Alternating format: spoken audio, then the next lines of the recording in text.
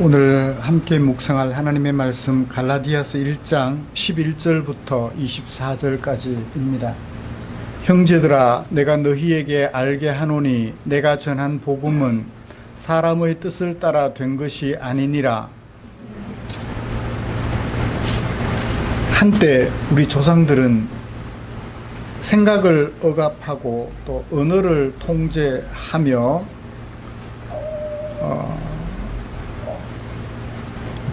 이름까지도 통제했던 일본의 억압에서 해방되는 것을 그렇게 고대했던 적이 있습니다. 통치자만 바뀌었을 뿐, 또 나라 이름만 바뀌었을 뿐, 악한 일들은 여전히 세상에 가득합니다. 이런 악한 일들이 가득한 세상에서 해방되는 것도 참 중요한 것 같아요. 그렇지만 더 중요한 것이 있습니다. 그것은 하나님을 알지 못하고 하나님을 대적하는 세상에서 해방을 받는 것이지요. 왜냐하면 오늘날 세상이 보여주는 악한 모습들은 그저 하나님을 대적한 결과이기 때문입니다. 감사하게도 우리는 이런 악한 세상에서 건지심을 받았습니다. 그리스도께서 하나님을 대적하던 우리를 건져 하나님의 백성이 되게 하시려고 자신을 온전히 내어주심으로 우리는 하나님을 알게 되었으며, 그리고 또 이 악한 세상에 대한 하나님의 계획도 알게 되었습니다. 그러므로 우리가 살아가는 세상이 여전히 악하지만 이 악한 세상 속에서 좌절하거나 포기하지 않고 희망을 가지고 살아가고 있습니다. 오히려 악한 세상을 어떻게 하면 하나님 보시기에 아름답게 만들어 갈 수 있을지 그것을 꿈꾸고 있지요. 내가 이렇게 하면 이 악한 세상이 조금은 변화될 거야 기대하면서 오늘도 살아가고 있습니다. 사랑하는 성도 여러분, 지난 한 주간 동안 우리가 받은 그 구원의 은혜가 얼마나 아름다운 것인지 묵상해 보셨나요? 감기 걸린 환자가 기침 좀 안 하게 되었다고 평안해 하나요? 근본적으로 감기 바이러스가 해결이 돼야 기뻐하죠. 그래요. 악한 세상 조금 바뀌지 않았다고 낙심하지 마십시오. 우리는 근본 하나님의 백성이 되었기 때문에 기침 좀 해도, 콧물이 조금 흘러도 크게 걱정하지 않고 살아갈 수 있습니다. 우리가 받은 구원의 은혜가 얼마나 값진 것인지 묵상해 보셨나요? 세상에 천금을 주어도 그것은 바꿀 수 없는 것이라고 확신하며 생활하셨나요? 하나님께서는 우리가 받은 구원의 가치를 더욱 알아가기 원하는 우리를 위하여 성경 말씀에 당신의 마음을 담아 주셨지요. 내가 너희를 이렇게 사랑하노라고 말입니다. 오늘은 그 가운데 갈라디아서 1장 11절부터 24절까지 말씀을 함께 살펴보면서 하나님의 은혜를 나누려고 합니다. 먼저 우리가 함께 읽은 본문 말씀 어떻게 구성이 되어 있는지 정리를 해보고 설교 방향을 제시해 보겠습니다. 우리가 함께 읽은 말씀을 기록한 이 문단의 중심 내용은 11절과 12절입니다. 자신이 전한 복음의 기원을 밝혀주고 있지요. 형제들아, 내가 전한 복음은 말미암은 것이라. 자신이 전한 복음의 기원을 밝혀주고 있습니다. 그리고 13절부터 24절까지 말씀에서는 자신이 전한 복음의 기원이 사람이 아니라 예수 그리스도임을 두 가지로 소개해주고 있지요. 이렇기 때문에 내가 전한 복음은 사람에게서 비롯된 것이 아니라 예수 그리스도의 계시로 말미암은 것이다 라고 제시해 주고 있습니다. 이런 말씀을 중심으로 해서 바울이 전한 복음이 도대체 뭔가 간략하게 정리를 좀 하고요. 그리고 이어서 바울이 전한 복음의 기원을 좀 살펴보겠습니다. 도대체 바울은 그 복음을 어디서 들었는가? 어디서 알게 되었는가? 바울 복음의 기원 밝혀볼 것이고, 마지막으로 바울이 왜 그렇게 복음의 기원을 사람들에게, 갈라디아 교회에게 말해 줘야만 했는지.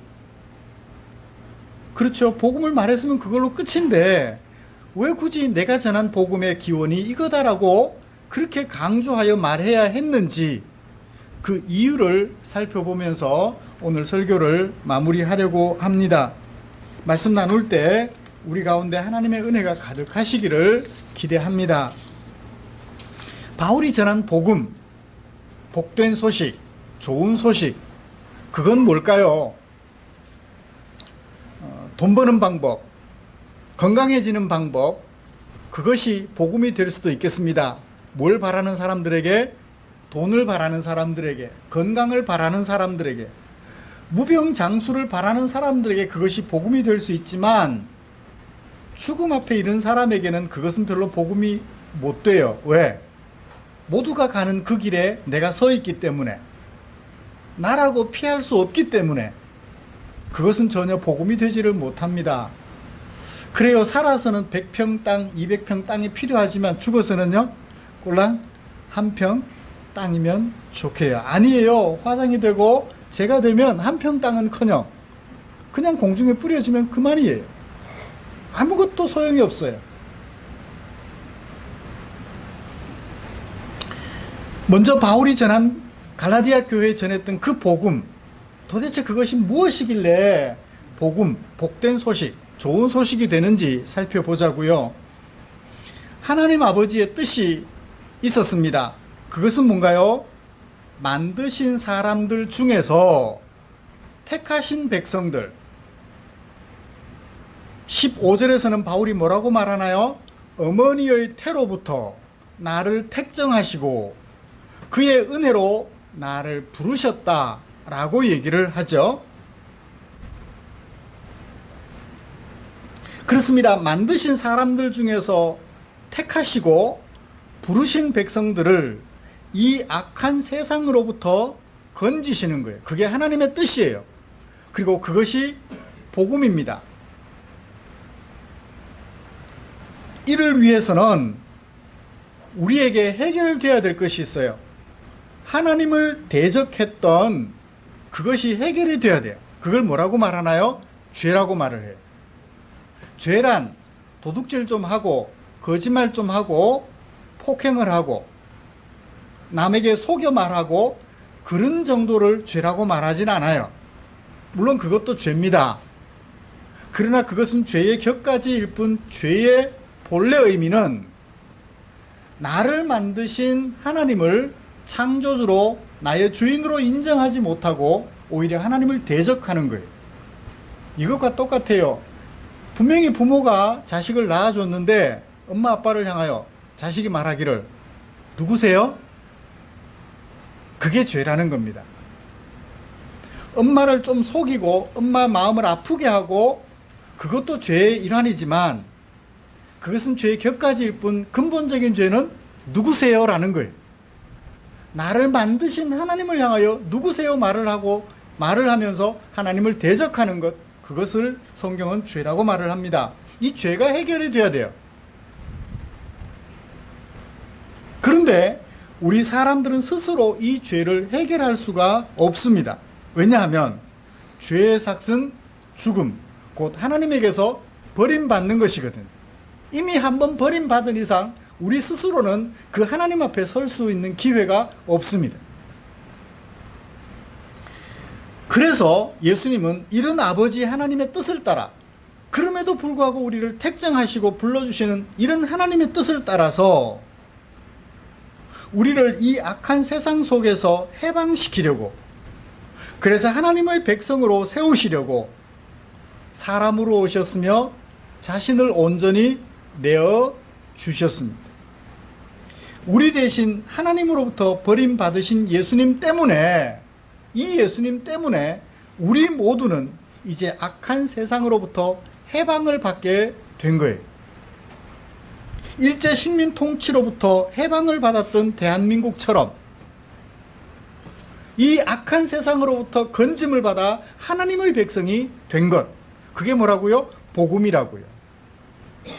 하나님의 뜻을 따라 자기를 내어주신 예수님 때문에 이 악한 세상에서 건짐을 받아 하나님의 백성으로 살게 된 것, 이것이 바로 복음이라는 것입니다. 애굽에서 종으로 살았던 이스라엘 백성들이 애굽에서 구원하시는 하나님의 은혜를 입었지요. 바벨론에서 포로민으로 살았던 이스라엘 백성들이 바벨론에서 구원하시는 하나님의 은혜를 입었습니다. 스스로의 힘으로가 아니라 하나님의 은혜로 말입니다. 이와 같이 하나님을 대적하는 세상에서 자신의 생존을 도모하기 위하여 이기적인 삶을 살아가는 이 세상에서 우리는 하나님의 구원하시는 은혜를 입었습니다. 세상의 창조주가 누군지 알게 됐고요. 그 창조주가 나와 어떤 관계를 가지고 있는지 이제 알게 됐어요. 그분은 나의 아버지, 저와 여러분 우리 모두의 아버지이심을 알게 되었습니다. 그리고 그 창조주께서 우리를 구원하여 하나님의 백성으로 살게 해 주셨다는 것도 알게 되었지요. 그러므로 살아가는 모습이 여전히 악하고 여전히 고통스러울지라도 실망하지 않아요. 그죠? 임양하 성도님, 대상포진이 나를 힘들게 하고 아프게 할지라도, 그래서 몸이 주눅들고 지치고 힘이 들지만 그것 때문에 내 인생을 포기하지는 않아요. 내가 하나님의 백성 된 것, 그것이 감사해서 그 가운데서도 내가 생명이 유지되는 한, 허락되는 한 하나님의 백성으로서 내 나름 최선을 다하려고 곁에서 남편에게 조금이라도 힘이 될까, 곁에서 가족들에게 조금이라도 힘이 될까 최선을 다하며 살아가는 것이죠. 애굽에서 종 생활이 몇 년? 430년이었듯이 바벨론에서 포로 생활이 몇 년? 70년이었듯이 이 악한 세상에서의 생활은 예수님의 재림으로 종결될 것을 우리가 알기 때문에, 개인적으로는 우리의 죽음으로 끝날 것을 알기 때문에 전혀 포기하지 않고 두려워하지 않으며 할 수 있는 한 최선을 다해서 아름다운 삶을, 하나님의 백성으로서 아름다운 삶을 오늘도 여행하게 되는 것입니다. 이것이 바로 복음이에요. 이런 바울 복음의 기원은 어디일까요? 도대체 이런 바울의 복음은 어디서 나왔을까요? 바울은 갈라디아의 교회에 전한 복음을 간략하게 정리했습니다. 그 기원이 어딜까? 밝혀야 될 필요가 있었어요. 왜요? 사람들이 그 기원을 의심했거든요. 일단 바울이 자신의 복음이 기원이 어딘지를 밝혀주는 것 먼저 좀 살펴보고, 왜 그렇게 밝혀야만 했는지 이유를 살펴보면서 설교를 마무리하겠습니다. 바울이 전한 복음은 믿을만 할까요? 의심하는 사람들이 생겼어요. 그래서 어떻게 해요? 그 기원을 밝히 말해줘야 될 필요가 있었던 것입니다. 만약 바울이 전하는 그 복음이 신천지의 연세 많으신 노인 이만희 씨, 정신병자 같아요. 그런 사람에게서 배운 것이면 어떻게 해요? 구원파, 누구죠? 유병헌 씨 같은 사람에게서 배운 것이면 어떻게 해요? 괜히 그런 바울을 믿었다가 우리도 똑같이 망하면 어떻게 해요? 바울은 12절에서 자신이 전한 복음의 기원을 밝혀 주었습니다. 첫 번째 복음의 기원은 뭐라고 말을 했나요? 예수 그리스도의 계시로 말미암았다 라고 얘기를 하고 있습니다. 내가 전한 복음은 예수님이 만든 것이 아니라 예수 그리스도의 계시로 말미암은 것이다 라고 소개를 하고 있어요. 그러면서 말합니다.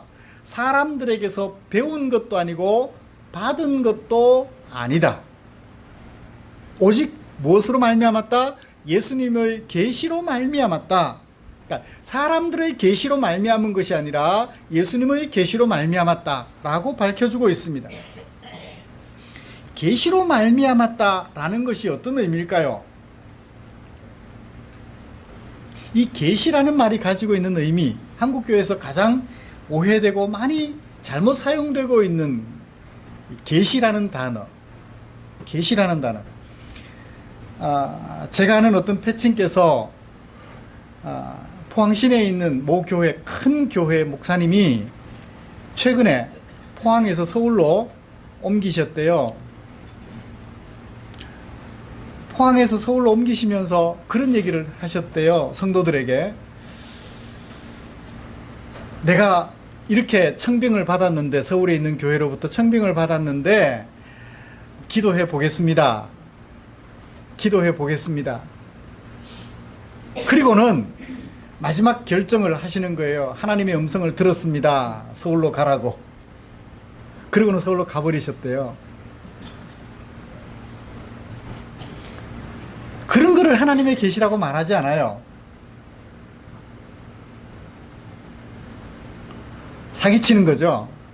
자기 뜻을 합리화하기 위해서 누구의 이름을 거들먹거려요? 하나님의 이름을 거들먹거리는 거예요. 하나님의 말씀을 거들먹거리는 거예요. 누가? 목사님이. 패친께서 하신 말씀이라서 실제로 그렇게 정확하게 그런 말을 했는지는 잘 모르겠습니다. 제가 직접 들은 것은 아니기 때문에. 다만 공개적으로 그렇게 글을 쓸 정도 같으면 자신의 인격을 걸고, 공개적으로 그렇게 쓸 것 같으면 거짓말은 아닌 것 같아서 제가 이 자리에서 좀 인용을 해봅니다. 하나님의 음성을 들었다고요. 여기 계시라는 말은 이런 뜻을 가지고 있습니다. 드러내다, 드러내다. 감춰진 것을 드러내다. 감춰진 것을 밝히 나타내 보여준다라는 거예요. 무엇이 감춰져 있었죠? 예수님이 사람으로 이 땅에 오셨으며 십자가에 못 박혀 죽음 당하셨다는 것이 감춰져 있어요. 사실임에도 불구하고 사람들에게 알려져 있지 않아요. 사람들은 그런 예수님을 죄인이라서 십자가에 못 박혀 죽었지, 아니 땐 꿀뚝에 연기 나랴, 십자가에 못 박혀 죽었는데 이유가 있지, 그 이유는 자기 죄 때문이겠지 라고 얘기를 하는 거예요. 감춰져 있어요. 그 의미가 드러나질 않은 거예요. 누구에게? 바울 자신에게. 바울은 본래 어떤 사람이었나요? 13절을 보세요. 바울은 본래 어떤 사람이었어요? 내가 이전에 언제? 예수 믿기 전에 유대교에 있을 때 어떤 일을 행했는지 너희들 잘 들었지? 바울이 어떤 일을 행했어요? 유대교에 있을 때 13절 하반절, 내가 하나님의 교회를 박해했다. 어느 정도로? 이런 부사 하나도 놓치지 마세요. 심하게. 예수 믿는 사람들 박해를 하는데 적당히 박해한 것이 아니라 심하게 박해를 했다고 그래요.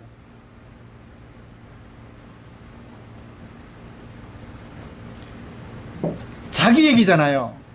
그러면 자신이 했던 나쁜 일을 좀 감추고 싶잖아요. 예를 들어서 제가 어떤 친구를 때렸는데 심하게 때렸다 그러겠어요? 조금 때렸다 그러겠어요?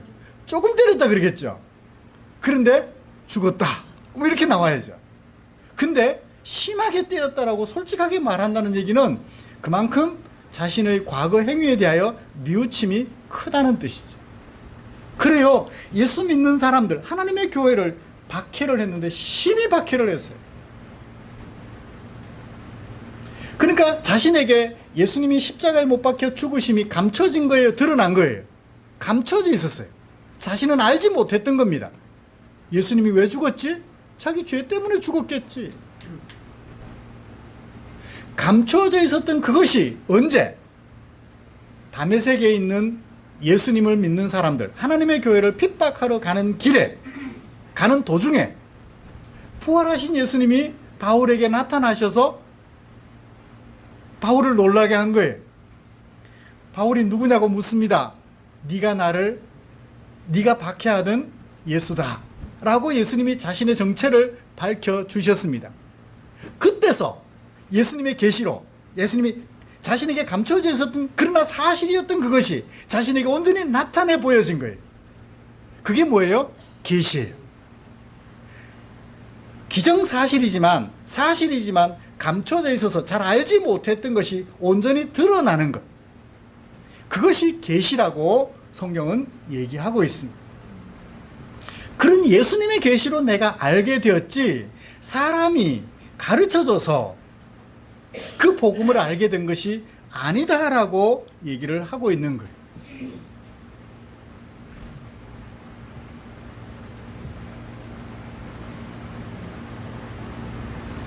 사랑하는 성도 여러분,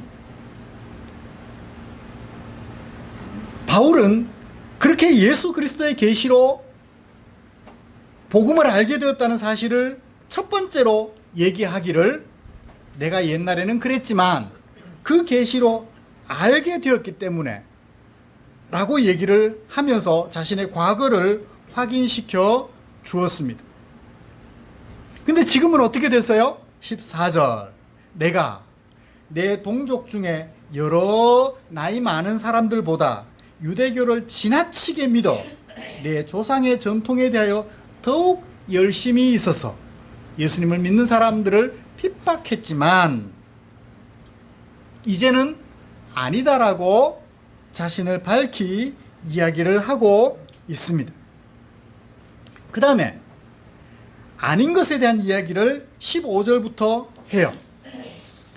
예수님의 계시로 말미암아 내가 알게 되었지 다른 것으로 알게 된 것이 아니다라고 분명히 밝힙니다. 그 첫 번째로 15, 16, 17절입니다.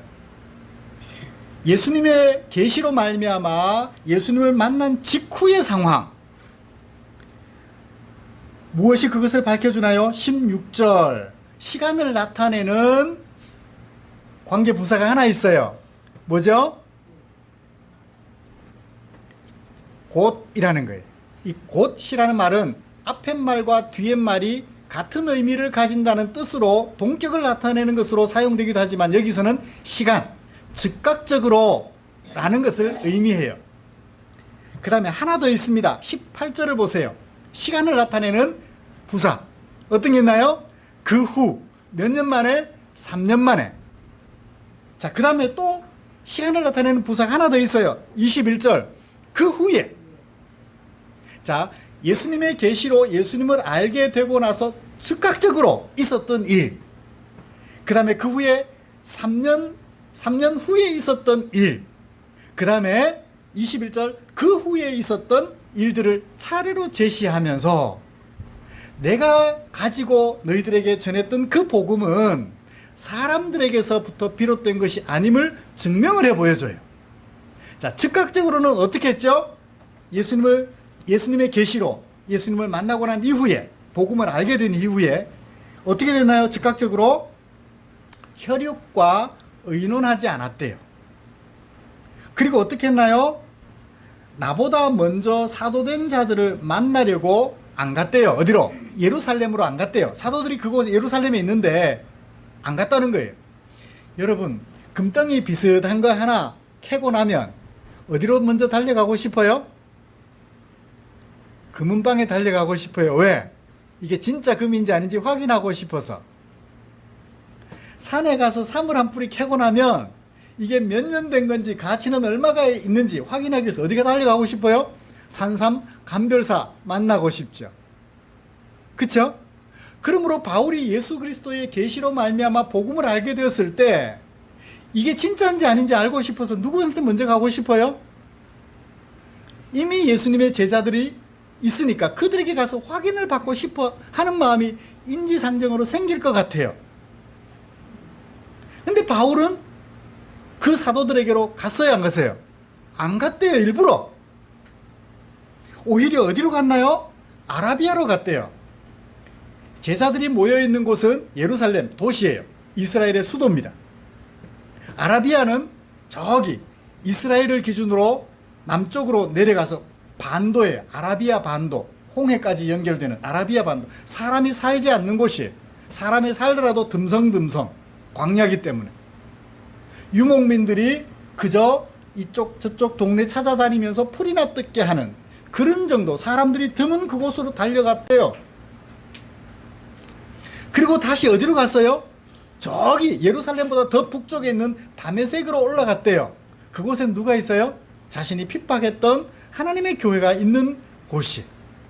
사도들은 예루살렘에 있고 그 다메섹에는 교회 성도들이 있는 곳이에요. 내가 가진 복음을 확인하려면 성도들에게 가야 돼요? 목회자들이 있는 곳에 가야 돼요? 목회자들이 있는 곳에 가야 되잖아요. 근데 바울은 어떻게 했어요? 오히려 성도들이 있는 곳으로 갔대요. 그리고 3년 후에는 어떻게 했나요? 이제 베드로를 좀 만나보려고 갔어요. 베드로를 만나보려고 예루살렘에 갔는데 그와 함께, 베드로와 함께 며칠 머물렀다고요? 15일을 머물렀대요. 그런데 그때 베드로와 함께 15일 동안 머무는데 베드로하고 보낸 시간보다는 정작 누구와 시간을 많이 보냈어요? 주의 형제 야고보 외에는 다른 사도들을 만난 적이 없다. 사람에게 영향받지 않았다. 즉각적으로도 그러하고 3년 후에도 그러하고. 그러면 그 후에 한 10년쯤 후가 될까요?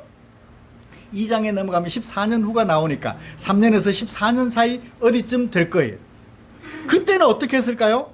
수리아와 길리기아 지방으로 갔지만 그리스도 안에 있는 유대의 교회들이 나를 얼굴로는 몰라본다.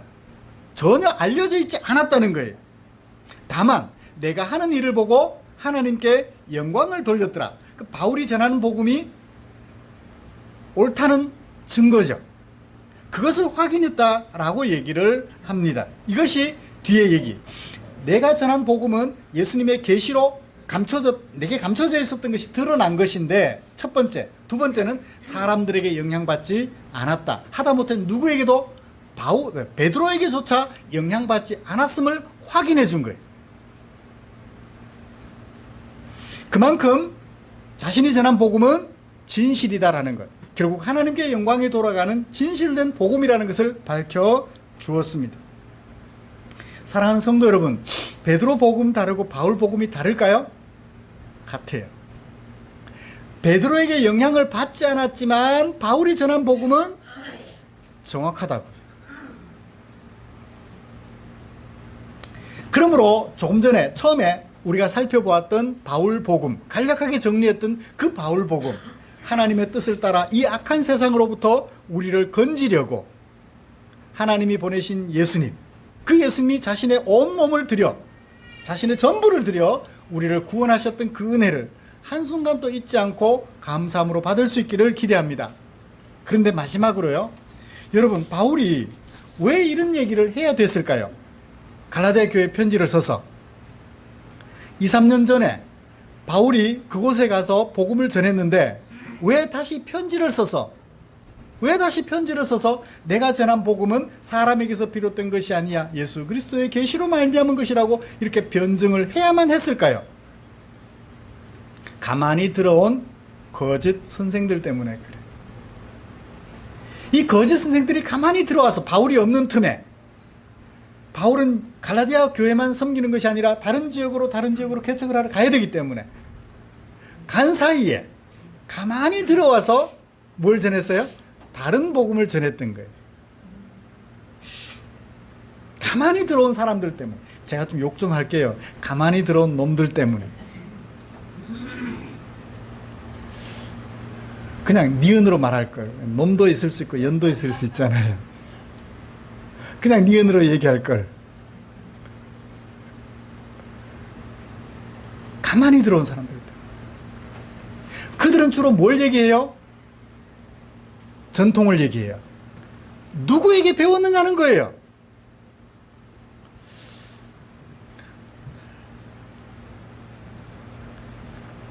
우리 보통 하는 말이 있습니다. 누구를 보면 누구를 알아요? 자식을 보면 그 아버지가 어떤 사람일지 안다.